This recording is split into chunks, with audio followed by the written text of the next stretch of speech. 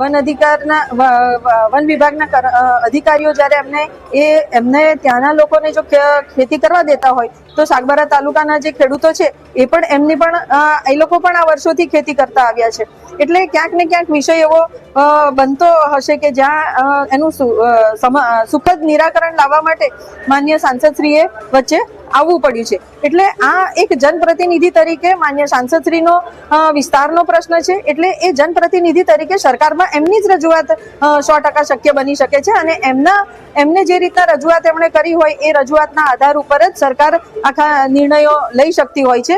એટલે આ વિષય જે વિસ્તારના સાંસદશ્રી છે એમના વિસ્તારમાં એ પોતે ત્યાંના જનપ્રતિનિધિ છે. એટલે એમના વિસ્તારના પ્રશ્નોને હલ કરવા માટે એમણે અગાઉ પણ આ વાત મૂકી હતી અને આગલા દિવસે મતલબ કે જ્યારે લીલાબેનની વાત આવી ત્યારે પણ એમણે આ વિષય મૂક્યો હતો અને આજે એમને બધાને લઈને એ બધા મંત્રીશ્રીઓની સાથે મળવા માટે લઈ જઈ રહ્યા છે.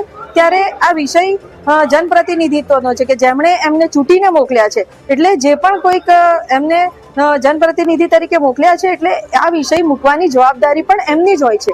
એટલા માટે સરકારમાં જ્યારે આ વિષય લઈને જાય ત્યારે માન્ય સાંસદશ્રી જ્યારે આ વિષય લઈને જાય ત્યારે એમના વિસ્તારના પ્રશ્નને આ સરકાર દ્વારા પણ સુખદ નિરાકરણ આવશે અને એનું પરિણામ પણ સુખદ આવશે.